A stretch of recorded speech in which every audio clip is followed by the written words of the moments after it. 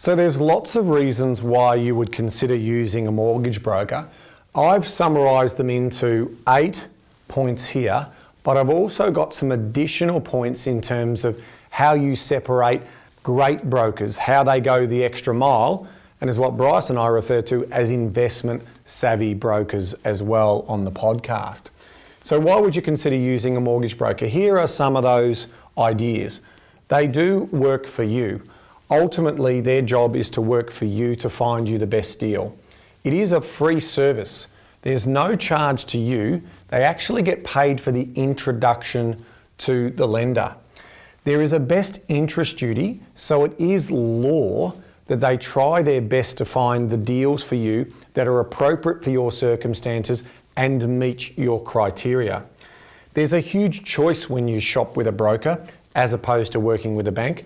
You have literally, multiple businesses and lenders and banks, and literally hundreds and hundreds of products. In terms of point 5, they do that shopping for you. So yes, you've got choice, but they're out in the marketplace doing that shopping for you. So they're certainly being able to save you in terms of that shopping. They do all the admin. So I talk about admin is not just doing the application, but the administration is really everything. That's from the problem solving piece, collecting all that information, talking to you, helping you get your financial information that they can assess appropriately. So there's a lot of moving parts and a lot of to and fro, back and forth in terms of getting that information together. They manage the full application process from running the analysis and preparing and presenting their recommendation to you, right through to then completing that application, submitting that application, getting a conditional approval, and then a formal approval, and then ultimately going through all of the mortgage documents that will arrive with you, and then ultimately settling that loan on your behalf. And if it's a refinance, they're also helping discharge the original mortgage there as well. And finally, in the summary of the basics, what I think are the fundamentals that you would expect a good mortgage broker to do, they do save you time.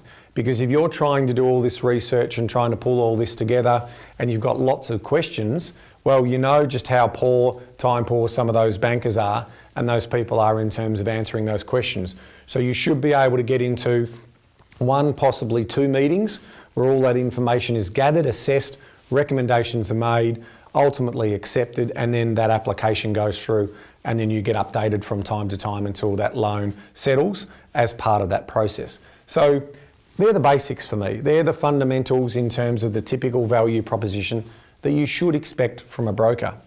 If we think bigger than that and we start to talk about the brokers that go the extra mile, often Bryce referred to these as investment savvy brokers. They are the great brokers who have that skill set to do what's possible. So I wanted to share with you the types of attributes and traits and actions and behaviours that you would expect to find in these type of great brokers. Starting with their specialists. So rather than being generalists, so you might find accountants or financial planners who moonlight in doing mortgages, these guys just do mortgages day in, day out. That's all they specialise in. And the difference also from a banking point of view is that bankers are also expected to sell other products and they're expected to have a broad understanding of their product offering. Again, the great brokers, they're just specialists. That's all they do. They've got a tunnel vision in terms of making you get the best opportunities. They're up to date with those best offers. Well, if that's all they're doing day in and day out, sort of makes sense that they're going to be aware of those best offers. And they're forever changing those offers, some subbing out, bringing new ones in when those better offers start to hit the table. So and like what we saw in some of the educational video series that we've shown you, this changes daily. So rates change daily, information changes daily, credit policy changes daily, especially when you're talking about tens of hundreds of products and upwards of 1,000 products on offer out there in the marketplace, and obviously around 40 to 50 odd lenders. That's going to happen. So that is what they do. They're specialists. They obviously work on the best deals and they're aware of them. They're up to date. They negotiate on your behalf. So their job is to do the difficult negotiating. So they should be doing pricing requests on a very regular basis. In fact, it would surprise me if these great brokers aren't actually doing pricing for every customer that they're getting in front of to see what tendering out basically your deal to the lenders that they've shortlisted as part of making that final decision and recommendation for you. In terms of technically skills, credit policy, they are subject matter experts in the different credit policy and the nuances inside those particular policies. So once they get an understanding of your situation and, I'm on maternity leave, I'm part-time, I'm casual for this many months, there's all of those nuances that come out in credit policy. The security is not where we need it to be, or it's not a private treaty, it's a company title. All of those things would also be something that they're very, very aware of. And in a lot of cases, they can give you some indicative or complete answers straight away. You do know that they're great at their subject matter knowledge. In addition to that, from technical skill, the other critical part here is borrowing power. So not all lenders are created equal. Not all products offer the same level of borrowing power.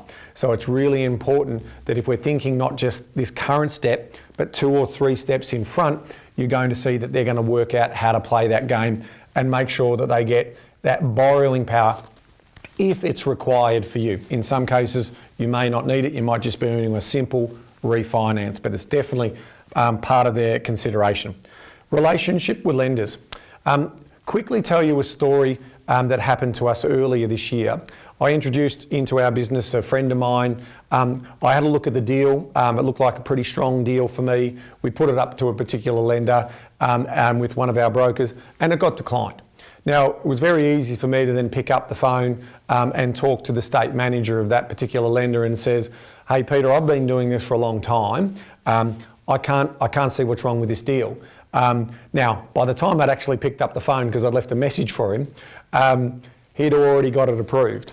So he also saw the confidence in the deal as well. And so you can see, but without that relationship, if that particular client had gone straight to the bank, he would have been given a decline, and he would have said, "Really? What's wrong with the deal?" And ultimately, if that banker hadn't pushed back or worked on that relationship, there may have been a negative outcome for that particular thing. So those lender relationships are very, very important. And especially also if you're working with a brokerage house that puts a lot of volume through into the different lenders, there's also a relationship of confidence that's built.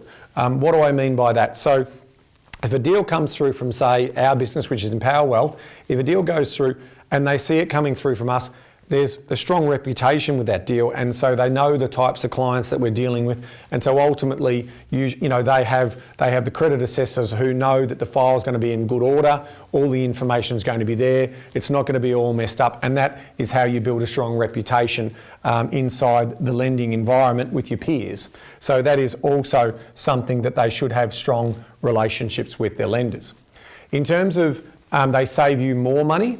So yes, the expectation of the general broker is they should be, getting to the price point, the pointy end of the price bus, as we say, in terms of trying to find you that best deal. Now, remembering that some deals don't always happen in terms of, lenders do change their policies, and so the best deal today may not be the best deal in a couple of weeks' time, but this is where they can save you more.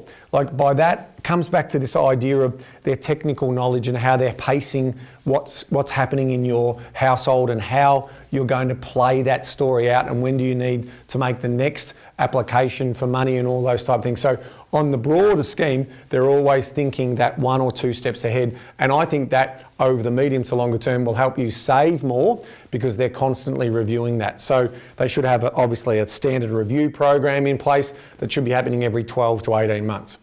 Now, they also help you make more money.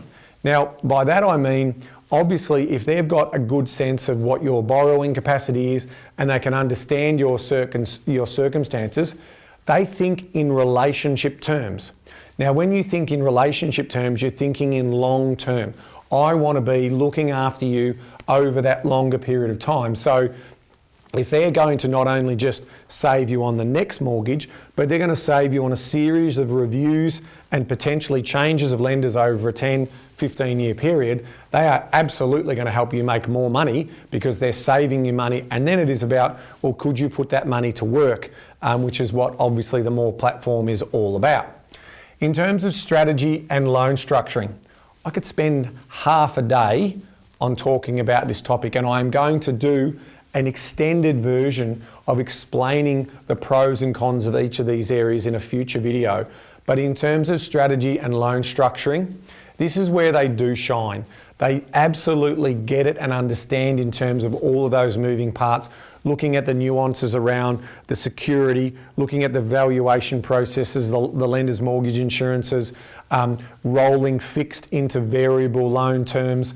There is so much that goes into thinking more broadly about how your strategy and loan structuring is aligned to your greater big picture goals, those big rocks in the jar. So there's certainly a lot that can be done there. So we've covered off on that one briefly.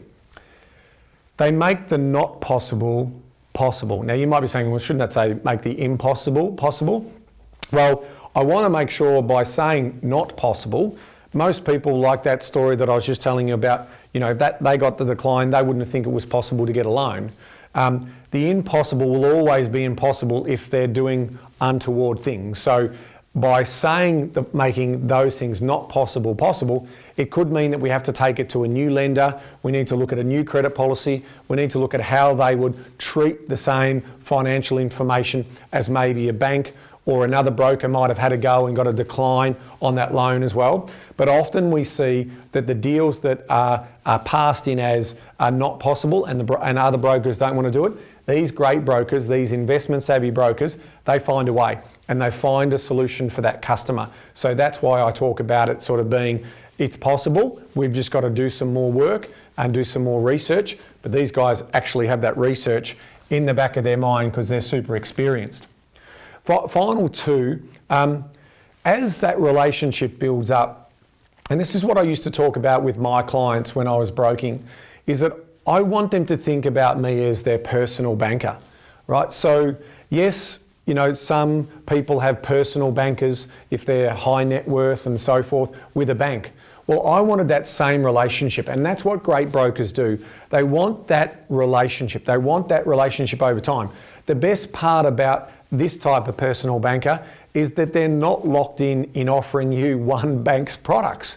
They've got multiple choices, as we learned before, in terms of the general benefits of a broker. So for me, they are sitting there telling you that they can help you with your general banking, and they can be very, very much across all of that type of thing. So they absolutely portray, and they're always available as that personal banker for their clients.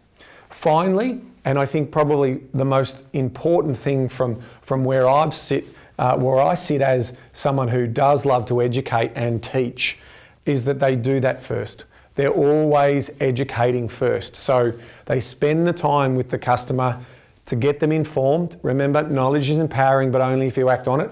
They build up that knowledge, that information bank, and they explain things in ways in which are easy to comprehend, even though there might be some complexity behind it. Before any customer should act, they should be really understanding and informed in terms of the risk and reward, how it aligns to their goals, their risk appetites, all of those things. And so they should always be that educator first, and they should always come at the solution by explaining, this is where we're at, this is the problem we're trying to solve, this is some of the recommendations in terms of how we'll solve part A of that today, maybe part B of that tomorrow, depending on the individual circumstances and scenarios. So that to me is what makes for a great broker. We call them again investment savvy brokers. That's the type of work that they do. And of course, I'm biased. I'm really proud of the team we have at Empower Wealth who does this type of work. So if you relate to this or you've never used a broker before, then this is really important information to you. Now, 2 in every 3 people do use a broker. So it is telling you that their value proposition in terms of the choice and all the things that I've outlined here, all 20 of these points, not only in the great broker, but in the fundamentals of what brokers offer, should be vindication and validation for you to sort of say, if you're not working with a great broker, you need to do something about that. If you feel like you want to save that time, save that effort, save that energy, and have all of this done for you by a professional, that is something that you should seriously consider. But that wraps up this educational series, in terms of how we want to beat the banks and make sure that we are getting the best deal. So I hope you found the information valuable to you. We'll continue to keep building on our Moorr educational series when it comes to not leaving money on the table. I'm passionate about this topic, as is Bryce, and so we'll continue to keep adding content into the future to help you get the best out of the Moorr platform in terms of organising your goals, trapping your money and putting that money to work. And hopefully these educational teachings and videos and these lessons are really helpful in terms of building that knowledge for you. So until next time, remember, knowledge is empowering, but only if you act on it.